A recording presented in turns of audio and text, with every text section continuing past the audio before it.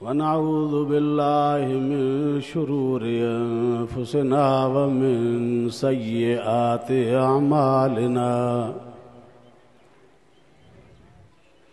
मन यहदिहिल्लाहु फला मुज़िल्ल लहु व मन युज़लिल्हु फला हादिय लहु वनशहदु अल्ला इलाहा इल्लल्लाहु वहदहु ला शरीक लहु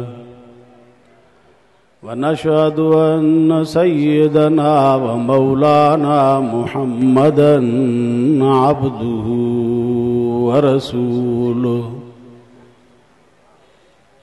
अम्मा बाद फ़अऊज़ु बिल्लाहि मिनश शैतानिर रजीम बिस्मिल्लाहिर रहमानिर रहीम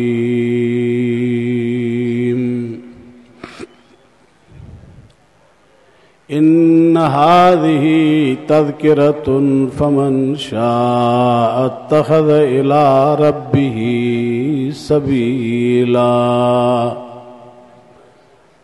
सदक़ल्लाहु मौलानल अज़ीम व बल्लगना रसूलुहुन नबियुस सादिक़ुल अमीन व नहनु अला ज़ालिका लमिनश शाहिदीन व शाकिरीन वल्हम्दुलिल्लाहि रब्बिल आलमीन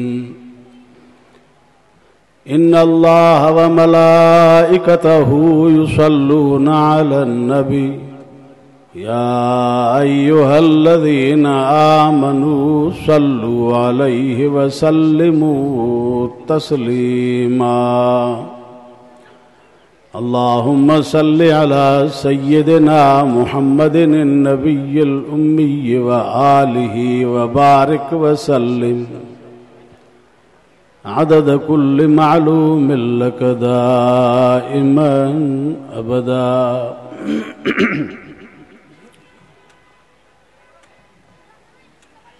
मुझा मोहतरम दोस्तों भाइरो,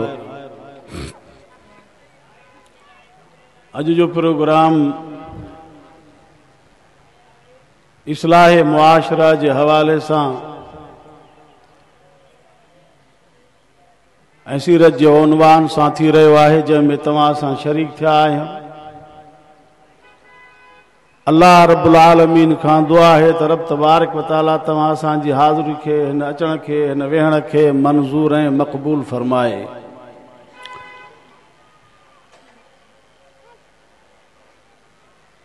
ऐं जलसे वारनि जे इंतज़ामिया वारनि जे हिन इंतज़ाम के दारनि जे सआदत जो ज़रियो बणाए। अज़ीज़ो, अल्लाह साईं इंसान ज़ात ॾे पंहिंजे तरफ़ां पैगाम मोकिलियो आहे।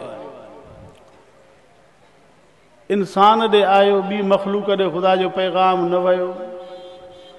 इन जे करे त इंसान खे मरण खां पोइ ॿीहर उथणो आहे, पोइ वरी कॾहिं मरणो कोन्हे, बसि मरणो हिकु दफ़ो आहे। कब्रनि में वेंदासूं, पोइ वरी उथंदासूं। अल्लाह फरमाए थो, मिन्हा ख़लक़नाकुम व फ़ीहा नुईदुकुम व मिन्हा नुख़रिजुकुम तारतन उख़रा। तव्हांखे मिट्टी मां पैदा कयो आहे, तव्हांखे मिट्टी में दफ़न कयो वेंदो, वरी तव्हांखे इन मिट्टी मां दुबारा उथायो वेंदो। इन जे करे अल्लाह रब्बुल आलमीन इंसान जे लाइ ही दुनिया जेका है उहा इम्तिहान जो घर ठाहे ऐं अमल जो घर ठाहे। त इन मुख़्तसर तरीन ज़िंदगीअ में मुंहिंजे हिन फरमान ते हले, मुंहिंजे हुक्म ते हले, मुंहिंजे पैगाम ते हले, तां त जीअं आख़िरत ॾे अचे, जीअं असां हिनखे क़ब्र मां उथायूं त पोइ जीअं हिनखे हमेशह वारो जेको घर मिलंदो, उहो घर हिन जो ऐश अशरत वारो हुजे, ख़ुशीअ वारो हुजे, छो त उहा ज़िंदगी दाइमी आहे, आरज़ी न आहे। हीअ दुनिया जी ज़िंदगी आरज़ी आहे। हिते इंसान हिकिड़ा अचनि था, हिकिड़ा वञनि था, वरी ॿिया अचनि था, टिया अचनि था। ईअं ही दुनिया जो जहान हले थो पियो। इंसानी नसुल हले थो, हैवाननि जो नसल बि हले थो। जीअं जीअं असां जूं ज़रूरतियूं वधंदियूं वञनि थियूं, अल्लाह ताला इन दुनिया जे जहान खे असांजे लाइ हिकिड़ो नेमतुनि जो दस्तरखान विछाए छॾियो आहे। असां इन वजह पंहिंजो फ़ाइदो हासिल कयूं था, ज़रूरतुनि खे पूरो कयूं था। अल्लाह तबारक व तआला खे जेसि ताणी दुनिया जो जहान हलाइणो आहे पियो हलाईंदो, इहे इनामात बि पैदा कंदो, नेमतूं पैदा कंदो, असांजे ज़रूरत खे पूरो कंदो। जेसि ताणी इंसान ईंदा तेसि ताणी इहे दुनिया हलंदो। जॾहिं रब तबारक व तआला चाहींदो ख़तमु त बसि ख़तमु। त लिहाज़ा हीअ दुनिया जी ज़िंदगी असांजे लाइ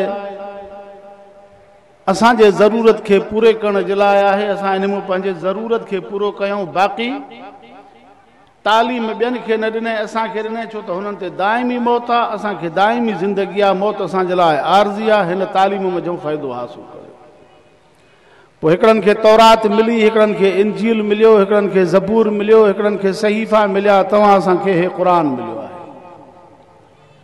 अल्लाह फरमाए थो इन हाज़िही तज़किरतुन, हे नसीहत जो किताब अथव। असां तव्हां सां ख़ैर ख़्वाही कई आहे, असां तव्हां सां भलाई कई आहे, असां तव्हां ॾे हे नसीहतनामो मोकिलियो आहे। पंहिंजे अक़ीदे खे, पंहिंजे अमल खे, पंहिंजे अख़लाक खे, पंहिंजे किरदार खे, पंहिंजे दुनिया हिन माशी निज़ाम खे हिन ॾिनल हिन प्रोग्राम जे मातहत पंहिंजे पूरे ज़िंदगीअ जे तमामु शोबनि में हिन खे साम्हूं रखो। हिन में तव्हांजे लाइ नसीहत। अल्लाह तबारक व तआला जेको हुकुम पंहिंजे बाने खे ॾिनो आहे, जेको पैगाम मोकिलियो अथई, उन में कंहिं बि क़िस्म जो नुक़सानु कोन्हे को। इन नसीहत ते हलण में नुक़सानु उन सूरत में आहे जॾहिं इंसान कंहिं नसीहत कंदड़ जे नसीहत ते अमल न कंदो आहे त पोइ नुक़सानु थींदो आहे। हिकिड़ो माण्हू रेल जे ट्रैक ते वेठो आहे, हिकिड़ो माण्हू उनखे चवे थो बाबा हितां उथ, हिते तोखे निंड अचे थी, तूं झूटा थो खाए पियो, रेल ईंदी तोखे ॻाए वेंदी।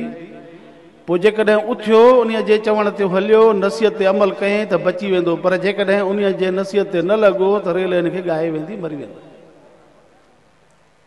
अल्लाह तबारक व तआला इंसान ज़ात ॾे जेका बि तालीम मोकिली आहे, उन में उन रब तबारक व तआला पंहिंजे ॿारनि सां ख़ैर ख़्वाही कई आहे त हे तव्हांजे लाइ मां नसीहत जो किताब मोकिलियां थो। तौरात भी इन जे लाइ त अल्लाह जे तरफ़ां अल्लाह ताला हज़रत मूसा जे ज़रिए बनी इसराइलनि खे ॾिनी त इहो नसीहत जो किताब अथव, इन ते हलो। इंजील जेकॾहिं अल्लाह ताला हज़रत ईसा खे अता फरमायो त उन में बि उन्हनि ईसाइनि जे लाइ नसीहत हुई त हिन ते हलो। जेकॾहिं अल्लाह से ज़बूर हज़रत दाऊद अलैहिस्सलातु वस्सलाम जे मार्फत ॾे थो पियो त उन में बि नसीहत आहे। अल्लाह तबारक व तआला हज़रत दाऊद अलैहिस्सलातु वस्सलाम खे चवे थो या दाऊद इन्ना जालनाका खलीफतन फिल अर्ज़, असां तोखे ज़मीन में पंहिंजो नुमाइंदो मुक़ररु कयो आहे। ही ज़बूर थी, हाणे फाकुम बैन अन्नास बिल अदल, हाणे माण्हुनि में इंसाफ़ जा फ़ैसिला कर। हिन किताब जे मार्फत इहो नसीहत जो किताब। त असांखे बि अल्लाह तबारक व तआला उन आख़िरी नबीअ जे वास्ते सां ही क़ुर अता फरमायो, जंहिंजे लाइ रब पाण फरमाए थो इन हाज़िही तज़किरतुन, बेशक ही नसीहत अथव, हिन में तव्हांजे लाइ ख़ैर ख़्वाही आहे, हिन में तव्हांजे लाइ उम्दा प्रोग्राम आहे, हिन में तव्हांजे लाइ हलण में तव्हांजे लाइ कामयाबी आहे। अल्लाह तबारक व तआला फरमाए थो इन हाज़ल क़ुरआन यहदी लिल्लती ही अक़वम, बेशक ही क़ुरान अथव जेको तव्हांखे सौ रस्तो मुहैया कंदो, जन्नत वारो रस्तो, अल्लाह जे रज़ा वारो रस्तो, निजात वारो रस्तो, इज़त वारो रस्तो। ऐं दुनिया में भी इंसान खे इन क़ुरान पाक ते हलण में दुनिया में भी हे इंसान इज़त वारो थींदो। हिकिड़ा त हिन में उहे हुक्म आहिनि जेके आख़िरत जे ज़िंदगी सां ताल्लुक़ रखनि था, ॿिया अल्लाह ताला उहे हुक्म कया आहिनि जेके हिन दुनवी माशी ज़िंदगी सां ताल्लुक़ रखनि था। फरमाई ला तक़रबू माल यतीम, यतीम जे माल जे वेझो न वञे। दुनिया में तूं माल पंहिंजो वधाईंदे हुनखे खसारे में विझे थो, पोइ जॾहिं उहे नंढा छोकिरा वॾा थींदा आहिनि, चाचनि सां विढ़ंदा आहिनि, असांजो अबो फौत थी वियो, असांजे चाचे असांखे हिसो न ॾिनो, पोइ से मार धाड़ शुरू, पोइ दुनिया जी ज़िंदगी तंग, पोइ दुनिया जी ज़िंदगी में परेशानी। क़ुर सही न आहे त इन हाज़िही तज़किरतुन, अल्लाह फरमाए थो हे नसीहत अथव, हिन ते अमल कयो। यतीमनि जो माल छो था खाओ, ग़रीबनि जो माल छो था खाओ। फरमाए ला तक़रबु ज़िना इन्नहु कान फ़ाहिशतुन व साअ सबीला, ज़िना जे वेझो न वञो, बेहयाई आहे, ज़ाहिर ज़ूर पधरो गुनाह आहे। पोइ तव्हां ॾिसंदा हो रोज़ कारां ते घणियूं मायूं मरनि थियूं, घणा मुड़ुस मरनि था। तॾहिं फरमाइनि त इन हाज़ी तज़किरतुन, हे नसीहत जो किताब अथव। छो था पंहिंजी ज़िंदगी खे जहन्नम बणायो? छो था पंहिंजी ज़िंदगी में पंहिंजे परेशानी खणो? हिन ते छो नथा अमल कयो पिया? छो परायो माल खाओ था? ऐं ॿी जाइ ते फरमाई या अय्युहल्लज़ीना आमनू तक़ुल्लाह वकूनू मा सादिकीन। मौजूदा दौर में हाणे छा करणो आहे उहे तो ख़ुदा ॿुधाए। अल्लाह जी ख़शियत दिल में पैदा कयो बानो, अल्लाह जो डपु दिल में पैदा कयो, ख़ौफ़ ख़ुदा दिल में पैदा कयो, परेशान न थींदो। जंहिं दिल में ख़ुदा जो ख़ौफ़ हूंदो इन माण्हू खे काई बि दुनिया जी ताक़त इन खे डिॼारे नथी सघे पई। जंहिंजे दिल में ख़ुदा जो ख़ौफ़ न हूंदो उहो ॼणे वणे खां डिॼंदो, सभिनी खां डिॼंदो, झंडे खां डिॼंदो, कंडे खां डिॼंदो, कुबे खां डिॼंदो, क़बर खां डिॼंदो, वण खां डिॼंदो। अलाए यार मता हिन में, अलाए मता हिन में। जंहिंजो ख़ुदा ते भरवसो हूंदो, जेको ख़ुदा खां डिॼंदो उनखे छाजो भउ थींदो? उनखे गैर जो तसवुर बि न हूंदो उनजे दिल में त को हिन काठी खां मूंखे को नुक़सान थींदो। तॾहिं फरमाई त इन हाज़ी तज़किरतुन, हे नसीहत जो किताब अथव। इन ते हलो त बसि।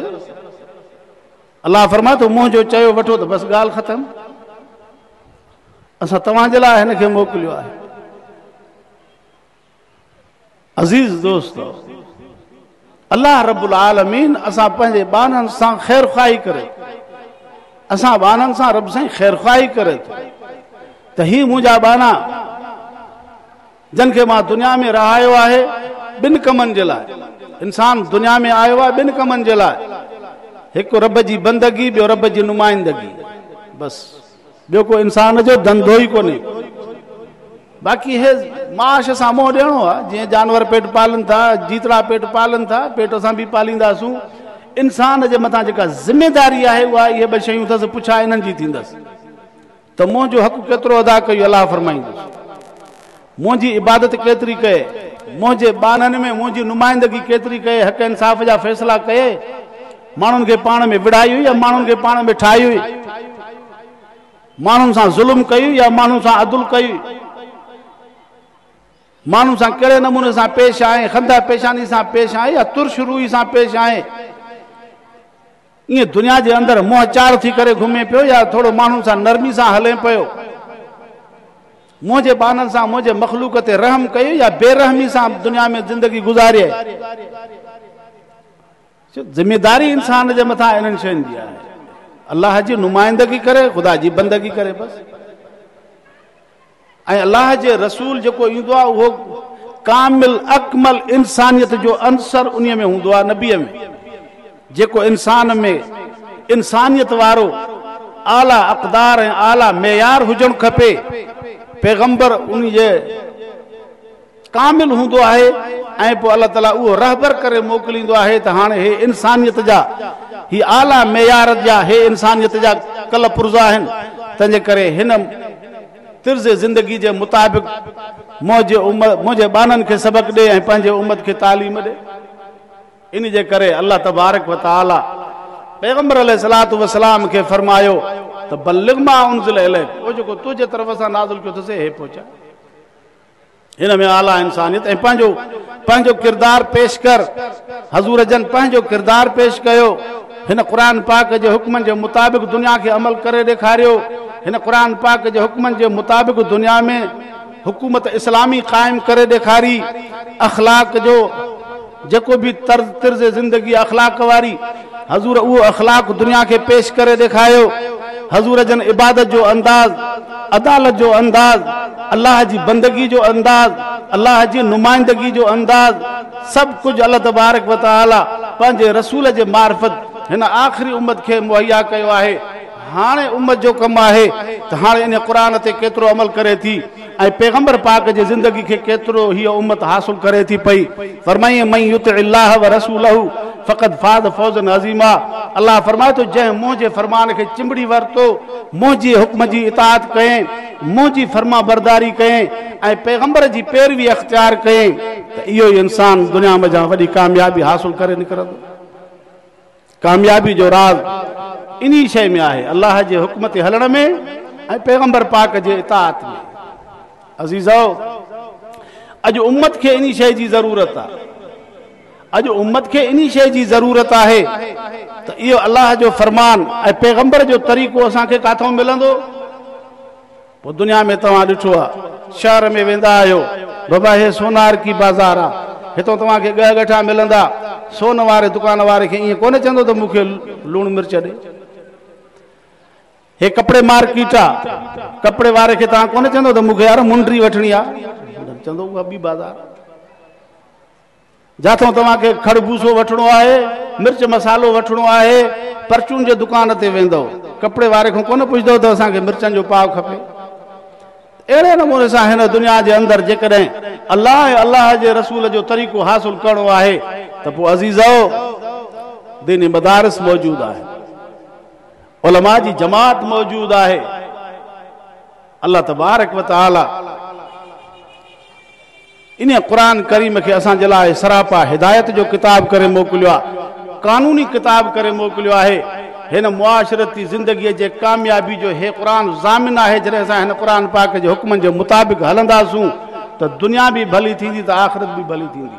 पर जेकॾहिं असां नाफ़रमानी कईसीं त रब साईं फरमाए थो वमन यासिल्लाह व रसूलहू फ़इन्न लहू नार जहन्नम, जंहिं मां अलाह जे हुक्म जे ऐं मुंहिंजे रसूल जे हुक्मनि सां उन जे तरीक़े सां बग़ावत कई, उन जे लाइ जहन्नम जी बाहि खां सवाइ ॿियो कुझु बि न आहे। ऐं दुनिया जे अंदरि बि परेशानी इन दीन खे पुठी ॾियण जे करे, फरमान नबी खे पुठी ॾियण जे करे, क़ुरान पाक खे पुठी ॾियण जे करे अल्लाह तबारक व तआला फरमाए थो मन आरज़ अन ज़िक्री फ़इन्न लहू मईशतन ज़नका व नहशुरुहु यौमल क़ियामत आमा।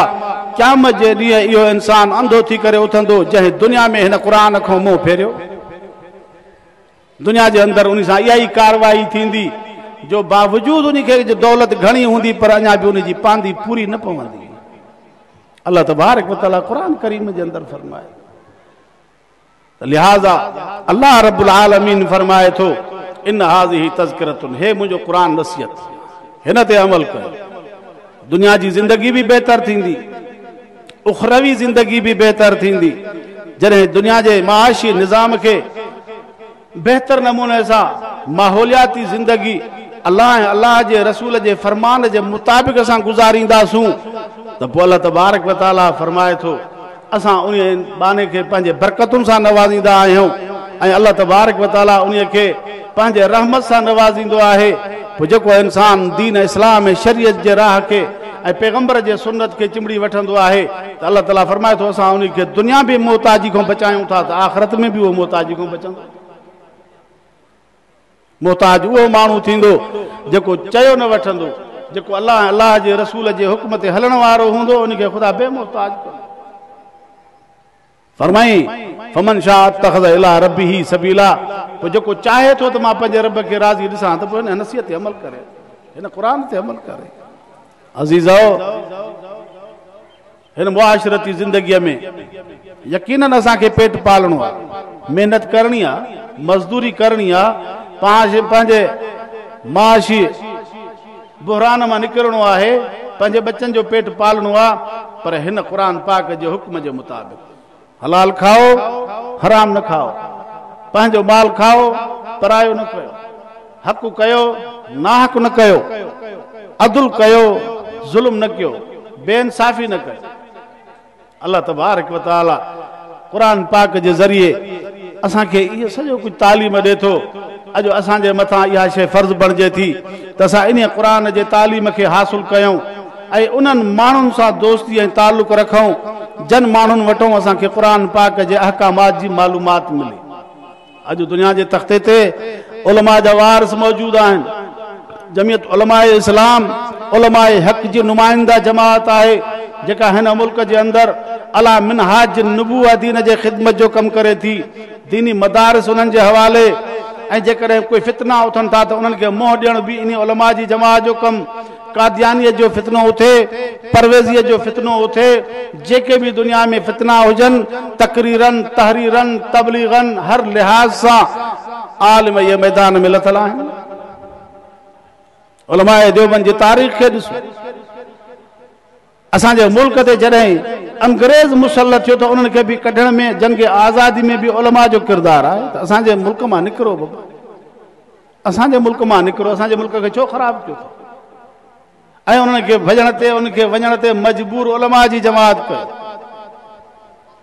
जॾहिं उहे निकिता त पंहिंजा नापाक अज़ाइम छॾे विया। अॼु बि उलमा उन गंद खे साफ़ करण जे लाइ उलमा मैदान में आहिनि त इहो कानून जेको असांखे अंग्रेज़ ॾेई वियो, इन कानून में असां सां इंसाफ़ कोन्हे को, असां सां ज़ुल्म थिए थो पियो। अल्लाह साईं जेको असांखे पंहिंजो निज़ाम ॾिनो आहे उहो निज़ाम आदिल असां पंहिंजे मुल्क में क़ाइमु करण जी कोशिशि कयूं था। इन जे करे उलमा बरसरे मैदान आहिनि त असां पंहिंजे मुल्क जे पार्लियामेंटी इन पार्लियामेंट जे हवाले सां जेके असांजा नुमाइंदा वञनि था, असां कोशिशि कयूं अहिड़ा पंहिंजा सालिह नुमाइंदा मोकिलियूं उन पार्लियामेंट जे ज़रिए तां त जीअं बुराई जो ख़ात्मो थिए, उन निज़ाम जो ख़ात्मो थिए। अॼु उम्मत मुस्लिमा जे मथां इहा शइ फ़र्ज़ बणिजे थी त असां उलमा जे नुमाइंदनि खे कामयाबु कयूं, उलमा जे नुमाइंदनि खे कामयाबु। जेकॾहिं न त पोइ इहे यहूदियुनि जा मोहरा असांजे मथे में आहिनि ई आहिनि। पोइ कॾहिं ख़त्म नबूअत जे उन जेको आइन में पास थियल फ़ुकरो आहे, उन ख़त्म नबूअत जे फ़ुकरे खे ख़तमु करण जूं ॻाल्हियूं थियनि थियूं। कॾहिं मस्जिदुनि खे ड्राइण जूं ॻाल्हियूं थियनि थियूं, हुकुम जारी थियनि था। कॾहिं दीनी मदारिस जे निसाब में तब्दीली जूं ॻाल्हियूं हलनि थियूं। कॾहिं दीनी मदरसनि ते छापा हणनि था ऐं असांखे ऑडिट कयो, असांखे ॿुधायो हिसाब जो। हाणे माण्हू वीचारा चवनि था त साईं असां तव्हांखे ज़कात ॾियूं पर असांजो नालो न लिखिजो, रिकॉर्ड ते नालो न हुजे, छो त असांखे वरी इहे तंग था करनि अची त बतो जो एॾो पैसो काॾों आयो। ॾे त ख़ुदा थो, ॾे त अलाह थो। वीचारा गुमनामी में ख़र्च करनि था। हिकिड़ो माण्हू मूंखे चए पियो साईं सऊदी जी ॻाल्हि अचे, हिकिड़ो माण्हू चए थो मूं वटि 40 लख बिलियन डॉलर पिया आहिनि पर ज़कात जा आहिनि पर मां ॾेई नथो सघां। जे ॼां थो त पोइ हुकूमत अची बीहे थी, पर काॾों आंदा पोइ असांजो माना सॼो सत्योनाश थी वेंदो। अहिड़ा हालात पूरे मुल्क जा कया विया आहिनि। पूरे मुल्क ते एॾो यहूदी छाइजी चुको आहे, अहिड़ो अंग्रेज़ जो तसल्लुत बणिजी चुको आहे। जॾहिं मुस्लमान कलमे वारो क़ुरान खां परे वेंदो, इस्लाम खां परे वेंदो, हज़ूर जे फरमान खां परे वेंदो त पोइ यहूदी मुल्क ते मुसलत न थींदो त बाक़ी केरु थींदो? असांजे मईशत ते यहूदी मुसलत आहे। पोइ यहूदी चाहे थो छा त इस्लाम मथे अचे, क़ुरान जो कानून हले ऐं मुस्लमान पैगंबर जे फरमान ते हली सघे? यहूदी नथो चाहे पियो। अल्लाह फरमाए थो इन क़ुरान में नसीहत अथव तहां पैगंबर जी, जो अल्लाह ताला क़ुरान पाक में फरमाए थो मा आताकुमुर रसूल फखुज़ू वमा नहाकुम अन्हु फंतहू। जेका शइ रसूल ॾेव थो उन खे वठो, जंहिंखां झलेव थो उन खे फिटो कयो। इहा क़ुरान जो अल्लाह साईं जो हुकुम आहे, हे क़ुरान फरमाए थो। पोइ जॾहिं मुस्लमान अल्लाह जे रसूल जे हुकुम खे न वठे ऐं उन खे छॾे ॾे ऐं रसूल जे तरीक़े जे मुखालफ़त में वञे त पोइ मूंखे ॿुधायो त मुस्लमान बदहाल न थींदो, बाक़ी ख़ुशहाल थींदो। मुस्लमाननि जो हाल त पोइ ते वेंदो न जॾहिं अल्लाह जे रसूल जी इताअत ई नथो करे। क़ुरान फरमाए थो त जेका शइ रसूल ॾेव उन ते हलो ऐं असां उन रसूल जे तरीक़े खां हटी करे जेकॾहिं दुनिया में मुआशिरो क़ाइमु कंदासीं त पोइ असांजा हाल इहे ई थींदा, अञा बदतर थींदा, ज़्यादा बहितर कोन थींदा। अल्लाह तबारक व तआला क़ुरान करीम जे अंदरि फरमाए थो लक़द कान लकुम फी रसूलिल्लाहि उसवतुन हसना। पैगंबर पाक जी ज़िंदगी में तव्हांजे ज़िंदगी जो सुहिणो नमूनो मौजूदु आहे। अज़ीज़ो, जॾहिं हज़ूर जन क़ुरान पाक जो कानून नाफ़िज़ कयो ऐं पोइ वरी सहाबा जो खुलफाए राशिदीन जो दौर आयो, उन्हनि बि हज़ूर जे तर्ज़ ज़िंदगी खे अख़्तियार कयो, छो त हज़ूर जी ज़िंदगी उसवा हसन आहे न। अबू बकर सिद्दीक़ साईं इन शइ ते क़ाइमु रहियो, हज़ूर जे तरीक़े ते उमर फारूक साईं इन ते क़ाइमु रहियो, ज़िन्नुरैन इन ते क़ाइमु रहियो, हैदर करार इन ते क़ाइमु रहियो। ईअं हलंदो आयो दौर जेसिताणी मुस्लमान हज़ूर जे उसवा हसना खे चिंबड़ी वरितऊं। त तव्हां ॾिसो फारूक आज़म जे दौर में माण्हू पंहिंजी ज़कात जा पैसा पुठनि ते खणी करे घुमंदा हुआ त आहे को जंहिंखे ॾियूं? जंहिं ॾे वेंदो चवंदो मां पाण ज़कात ॾींदो आहियां, बाबा अॻिते वञी कंहिं ॿिए खे ॾे। एॾी ख़ुशहाली 40 लख मुरबा मेल ते इस्लाम जी हुकूमत क़ाइमु थी वई ऐं हर को माण्हू ज़कात ॾियण वारो बणिजियो, ज़कात वठे कई कयो। एॾी ख़ुशहाली थी। पोइ जॾहिं पैगंबर जो उसवा हसना खे मुस्लमाननि चिंबड़ी वरितो, अज़ीज़ो तव्हां सां बि त उहो ई कलमो पढ़ियो आहे न। जेको हज़रत अबा बकर सिद्दीक़ साईं पढ़ियो, जेको उमर फारूक पढ़ियो, जेको हज़रत ज़िन्नूरैन पढ़ियो, जेको हैदर करार पढ़ियो, जेको अशरतुल मुबशरा कलमो पढ़ियो, जेको 313 बदरी साहबन पढ़ियो, जेको 1.25 लाख सहाबा जेको कलमो पढ़ियो हजतुल विदा जे मौके ते जन के हज़ूर जन खुतबो ॾियनि पिया, 1.25 लाख सहाबा हज़ूर जो खुतबो ॿुधनि पिया, उन्हनि बि उहो ई कलमो पढ़ियो जेको तव्हां असां अॼु कलमो पढ़ूं था। कलमो त पढ़ो अचे थो, ला इलाहा इल्लल्लाह मुहम्मदुर रसूलुल्लाह सल्लल्लाहु अलैहि वसल्लम, इहो ई कलमो हलंदो अचे थो पियो। समूरनि इहो कलमो पढ़ियो, तव्हां असां बि उहो पढ़ंदा अचूं था। पर अॼु असां तव्हांजी परेशानी जो सबब क़ुरान खां दूरी आहे ऐं पैगंबर जे उसवे हसना खां दूरी आहे। सबब इहो अॼु वाइदो कयो त इंशाअल्लाह आलमनि सां गॾु हलंदासूं, आलमनि जी जमात सां साथ ॾींदासूं। अल्लाह तबारक व तआला क़ुरान पाक में फरमाए थो, फरमाई वल तकुम मिनकुम उम्मतुन यदून इलल खैर, ऐ नबी तुंहिंजे उम्मत मजां, तुंहिंजे उम्मत मजां हिकिड़ी अहिड़ी जमात हुजे, वल तकुम मिनकुम उम्मतुन यदून इलल खैर, जेके खैर जे तरफ़ सॾनि, भलाई जे तरफ़ सॾनि। छो त उम्मत जा अफ़राद त घणा आहिनि, इन तुंहिंजे उम्मत मजां हिकिड़ी अहिड़ी जमात हुजे जेका खैर जे दाई हुजे, भलाई जे तरफ़ सॾींदड़ हुजे। आलिम भलाई जे तरफ़ सॾनि था न, आलिम त असांखे चङाई जे तरफ़ सॾनि था, बुराई जे तरफ़ त कोन था सॾनि। आलिम चवनि था त बाबा निमाज़ू पढ़ो, अल्लाह खे वेझा थियो, रब जे हुक्मनि खे पूरो कयो ऐं सचनि सां साथ ॾियो, कूड़नि खां परे भॼो। अॼु असां कूड़नि सां साथ ॾिनो आहे न, तॾहिं करे परेशान थियूं। ओ क़ुरान वारी नसीहत ते अमल न कयोसीं न। अल्लाह फरमाए थो इन हाज़ी तज़किरतुन, हे नसीहत जो किताब अथव न। अल्लाह फरमायो सचनि सां साथ ॾियो, असां सचनि खे छॾे करे कूड़नि जी कड़ लॻासीं, असांजो हाल इहो त ईअं थियो आहे। जेके असांजे असेंबलियुनि जा मेंबर आहिनि उहे था गोलियूं हणनि पिया, क़ुरान मां गोली पार थी करे न्याणी खे सीने में लॻी आहे, जेका वञी शहीद थी वई वीचारी। क़ुरान बि शहीद थी वियो त न्याणी बि शहीद थी वई। ज़ुल्म जी बाहि ॿरी पई आहे। जेके मुंतखब नुमाइंदा जेके बीहंदा इन जे लाइ त असां तव्हांजे लाइ ख़ैर जो फ़ैसिलो कयूं,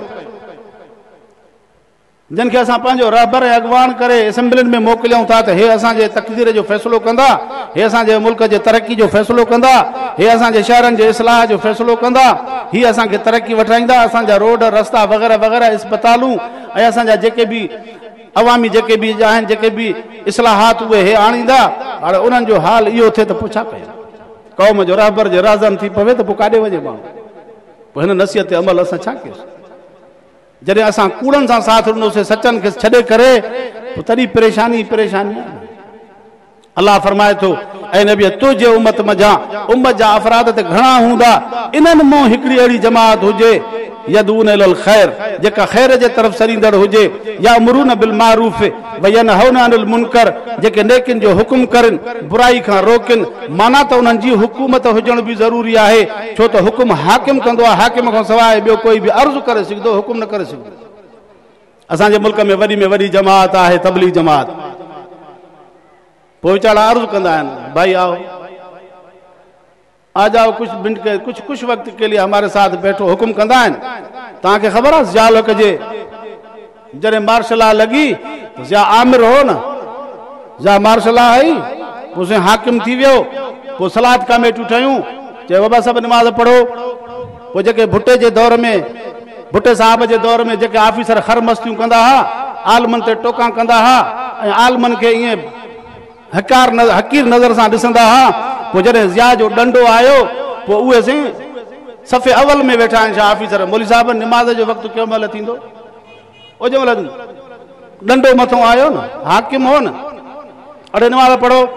पोइ साईं ऑफिसनि में तॾा विछाइजी विया, मस्जिदनि में ओ अञा बांग ई न मिली आहे त ऑफिसर उहे 20 ग्रेड जा अॻे मस्जिद में वेठा आहिनि। छाजे करे? छो बा ख़ैर त आहे। अॻे त मौलवियुनि ते टोका कंदा हुयो, मौलवियुनि ते इस्तिज़ा कंदा हुयो, हाणे अञा टाइम ई कोन थियो आहे, अञा ज़वाल ई कोन थियो आहे, 12:30 अची करे ज़ोर जी नमाज़ ते वेठा हो। ख़ैर त आहे। इहो आहे डंडो, हाकिम हो न, हाकिम जो हुकुम हलंदो। तंहिंजे करे अल्लाह फरमाए थो ऐं नबी तुंहिंजे उम्मत में हिकिड़ी अहिड़ी जमात हुजे जेका दाई अल ख़ैर हुजे, उहा जमियत उलमा इस्लाम अथव। ऐं जमियत उलमा इस्लाम कोशिशि करे थी त हुकूमत बि हुजे जो असां हिन हुकूमत सां पंहिंजे हिन बुराई खे ख़त्म कयूं, मुनकरात खां माण्हुनि खे रोकियूं, नेकिन जो हुकुम कयूं, ही कम थिए ही न थिए। छो त हज़ूर फरमायो मर्रा मिनकुम मुनकरन फलयुग़य्यिरहु बियदिही वलम यस्तति फबिलिसानिही वलम यस्तति फबिक़ल्बिही वज़ालिका अज़अफ़ुल ईमान औ कमा क़ाल रसूलुल्लाह सल्लल्लाहु अलैहि वसल्लम। हज़ूर फरमायो जेकॾहिं तव्हां कंहिंखे शराब जो गुत्तो हुते खोलींदे ॾिसो था, शराब बरसरे आम पींदे ॾिसो था, या हुते का फ़हाशी ॾिसो था, उथी पओ डंडो खणो। जेतिरे क़दुरु तव्हांखे ताक़त आहे, जेकॾहिं तव्हांखे बज़ोर बाज़ू हथ सां झलण जी ताक़त आहे त बुराई जो रस्तो हथ सां रोकियो, न करणु ॾींदासीं। ख़बरदार, हे शराब न हलंदो, हे गुत्तो न हलंदो, हे फ़हाशी जो अॾो न हलंदो, हे जुआ जो अॾो न हलंदो, हे चोर बाज़ारी न हलंदी, हे दादागिरी न हलंदी। आलिम इहो कमु करनि था या नथा करनि? आलिमनि जो इहो कमु आहे। हाणे आलिम चवनि था त तव्हांजे कुवत सां पार्लियामेंट में ईंदासूं, पोइ असां ॾिसो त हुकूमत कयूं था, पोइ ॾिसूं त को कंहिं ग़रीब जी चोरी करे त ख़बर पवे, पोइ को कंहिंजो क़त्ल करे त ख़बर पवे, को कंहिंसां ॾाढाई करे त ख़बर पवे, को कंहिंसां को रिश्वत खाए त ख़बर पवे, को व्याज खाए त ख़बर पवे, को हरामखोरी बदमाशी करे त ख़बर पवे। पर जेकॾहिं आलमनि जा हथ कटियल हूंदा, अदा जेकॾहिं पखीअ जा तव्हां पर कटे छॾियो त पोइ काॾों उॾंदो? पर हिन अवाम क़ौम जेकॾहिं साथ ॾींदी, सचनि खे मथे आणींदी, जेकॾहिं सचनि खे पोइ रिजेक्ट कंदासीं ऐं कूड़नि खे सलाम करे असां मथे पंहिंजे ऐवाननि में मोकिलींदासीं, पोइ हालात बहितर कोन थींदा, हालात अञा ख़राब थींदा। पर जेकॾहिं कूड़नि खे छॾे करे सचनि सां साथ ॾेई करे पैगंबर जे वारिस जमात खे मथे आणींदासीं त पोइ हालात जेकॾहिं बहितर न थियनि त पोइ असांजी ज़िमेदारी आहे, पोइ असांजी ज़िमेदारी आहे। पर असां तव्हां साथ ॾियो न दीनदारनि सां। अल्लाह तबारक व तआला फरमाए थो इन हाज़िही तज़किरत, बेशक ही किताब नसीहत अथव, फमन शाअ अत्तख़ज़ इला रब्बिही सबीला। पोइ जेको तव्हां मुंहिंजो चाहे थो त मां पंहिंजे रब खे राज़ी ॾिसां त पोइ हिन क़ुर ते अमल करियो। दुआ कयो त अल्लाह ताला असां हज़ूर जे उम्मत खे हिन क़ुर पाक जे मथां अमल जी तौफ़ीक़ अता फरमाए। अल्लाह असांखे हज़ूर जे तरीक़े ते हलण जी तौफ़ीक़ अता फरमाए, वक़्तु अचण ते सचनि सां साथ निभाइण जी तौफ़ीक़ अता फरमाए, ऐं उलमा जी जमात खे उन जा हथ मज़बूत कयूं ऐं उन्हनि खे ऐवाननि में मोकिलियूं, तां त असांजे मुल्क जो मुस्तक़बिल भलो थिए। मुल्क असांजो अलाए किथे वञी करे पहुतो आहे, तमामु दुनिया पाकिस्तान खे हिकार जे नज़र सां ॾिसे थी पई त हे हुकुमरान आहिनि हिननि जा। एॾो असां पोइते थी विया आहियूं, कोई बि माण्हू पाकिस्तानी ॿाहिरि वञी करे पाकिस्तान सराए करे इज़त हासिल करे सवाल ई कोन थो पैदा थिए। असां एतिरो ख़्वार थी विया आहियूं पंहिंजे हुकुमराननि जे करे। बाबा घर जो वॾो जेकॾहिं हूंदो आहे न, उहो जेकॾहिं भलो फ़ैसिलो कंदो, अदल इंसाफ़ जो फ़ैसिलो कंदो त पोइ उन जी बिरादरी, उन जी क़ौम, उन जे ॻोठ वारनि जी बि इज़त कई वेंदी आहे त यार हे फिलाणे जे ॻोठ जा आहिनि, इहे मुअज़्ज़ज़ माण्हू आहिनि। अब मूंखे चवंदासीं इहे हाले शरीफ़ जो आहे, हाले शरीफ़ जो आहे न, इज़त मिले थी, वेठा आहियूं, माण्हू वीचारा साईं हथ बि दोराइनि था, मानी बि मूंखे छा आहे, मां बि तव्हां जहिड़ो आहियां। निस्बत छा आहे? ओ दरगाह सां निस्बत आहे न, कमाई त उन्हनि जी आहे न, उहो दरवेश उहो हुयो न हिकिड़ो। हाणे उन जे करे असां हे सभु जेके बि नौजवान असांजा सभई अब हाले शरीफ़ जो आहे, वीचारा आलिम सगोरा उथी करे असांखे जाइ ॾींदा आहिनि, साईं तव्हां वियो, हालांकि मन आनम के मन दानम, असां उहे आहियूं जेके पाण खे ख़बर आहे असां में कुझु बि कोन्हे को, पर निस्बत जेका आहे ईअं करे जेकॾहिं को सुठो हुकुमरान हूंदो आहे, भलो हुकुमरान हूंदो आहे, मुल्क खे हलाइण वारो नेक नियत इंसान हूंदो आहे, मुख़लिस इंसान हूंदो आहे, त पोइ मुल्क जे पूरनि बाशिंदनि जी बि इज़त हूंदी आहे ॿाहिरि। जेकॾहिं मुल्क जो हुकुमरान हराम खोर हुजे, उहो जेकॾहिं अवबाश हुजे ऐं उहो जेकॾहिं आवारा गर्दी में हुजे, उहो जेकॾहिं कुतनि सां वेही करे पंहिंजा फोटू कढाए ऐं उहो माण्हू जेकॾहिं ईअं रस्तनि ते वेठो मायूं नचाए, त पोइ अहिड़ा ई मुल्क जे बाशिंदनि जी बि उहा ई इज़त थींदी न ॿाहिरि।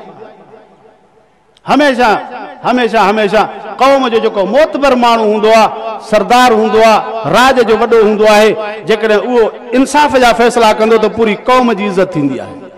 पर जेकॾहिं उहो ज़ुल्म ते काहे पवंदो ऐं पैसे जो लालची हूंदो ऐं उहो डरपोक हूंदो त पोइ क़ौम जी राज जी इज़त बि कोन थींदी आहे उन बिरादरी जी। दुआ कयो त अल्लाह ताला असांखे हज़ूर जो सचो ताबेदार बणाए, अल्लाह ताला असांखे हज़ूर जे वारिसनि सां साथ निभाइण जी तौफ़ीक़ अता फरमाए ऐं इन क़ुर पाक में असांखे नफ़े वठण जी तौफ़ीक़ अता फरमाए। अल्लाह ताला असांजा ॿई जहान भला फरमाए। असांजे बिरादर मौलाना अब्दुल अलीम साहब जे महिनत के खुदा क़बूल फरमाए। असांजे हिन जलसे के हिदायत जो ज़रियो बणाए ऐं इंतज़ामिया जे लाइ इदारनि जे निजात जो सबब बणाए। अल्लाह ताला तव्हां असांजी हाज़िरी खे क़बूल फरमाए। वमा अलैना इल्लल बलागुल मुबीन।